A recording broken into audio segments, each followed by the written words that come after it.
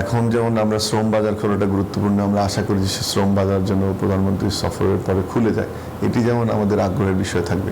একই সাথে আমরা মালয়েশিয়ান এফডিআই বাংলাদেশে আসার কথা দীর্ঘদিন থেকে শুনছি, সেটি একটি গুরুত্বপূর্ণ বিষয় আলোচনায় আসবে। রাষ্ট্রীয় আমন্ত্রণে কাল মালয়েশিয়া এবং চীন সফরে যাচ্ছেন প্রধানমন্ত্রী তারেক রহমান। সফরকালে দুদেশের সাথে 15 থেকে 17টি দ্বিপক্ষীয় চুক্তি সই হতে পারে। বিশ্লেষকরা বলছেন, মালয়েশিয়া সফরে সে দেশে বাংলাদেশের শ্রমবাজার উন্মুক্ত হবে, আর চীন সফরের মাধ্যমে আসবে বিদেশি বিনিয়োগ। বিস্তারিত জানাচ্ছেন শাহ আলী জয়। নির্বাচিত হওয়ার পর প্রথম বিদেশ সফরে প্রধানমন্ত্রী তারেক রহমান বেছে নিয়েছেন মালয়েশিয়াকে। 21 জুন দেশটিতে 2 দিনের সফরে যাচ্ছেন তিনি। বৈঠক করবেন সে দেশের প্রধানমন্ত্রী আনোয়ার ইব্রাহিমের সঙ্গে।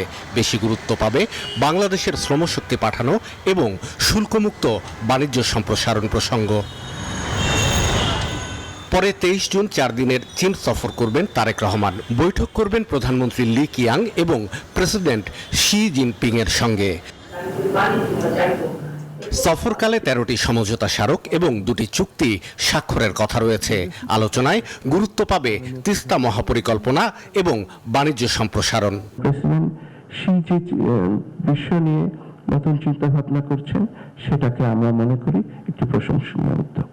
বিশ্লেষকরা বলছেন, চীন ও মালয়েশিয়ার সঙ্গে সম্পর্কের গতি বাড়াতে গুরুত্বপূর্ণ ভূমিকা পালন করবে প্রধানমন্ত্রীর সফর। Spanish digital print tiles, ATI tiles, এক টাইলসে জীবন পার।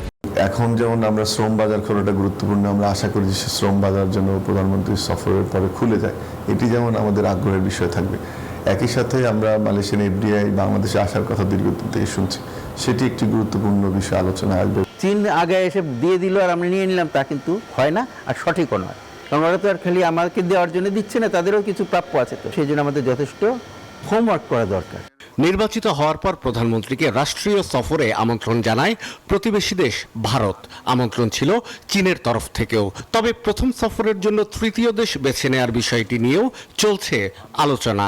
মালয়েশিয়া একটি মুসলিম প্রধান দেশ, তাদের সাথে আমাদের যে ফরেন রেমিটেন্স যেটা আসে, তার মূল অংশের একটা অনেক বড় আসে মালয়েশিয়া থেকে, এবং সেখানে প্রথম যাওয়াটাই যুক্তিযুক্ত বলে আমি মনে করি। এবং তারপরে হয়তো উনি চীন যাচ্ছেন এবং 2টি সফর একসাথে করেছেন ব্যস্ততার কারণ।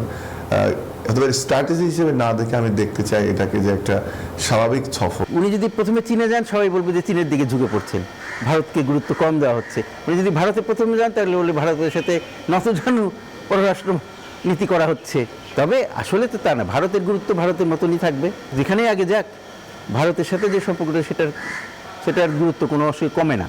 তাদের অভিমত, চীনের পাশাপাশি প্রতিবেশী দেশ ভারতের সাথে বাংলাদেশকে সুসম্পর্ক রক্ষায় দুই পক্ষকেই উদ্যোগী হতে হবে নিজের স্বার্থে। চীনের সাথে আমাদের অনেক শাহ আলী জয়, নিউজ 24, ঢাকা।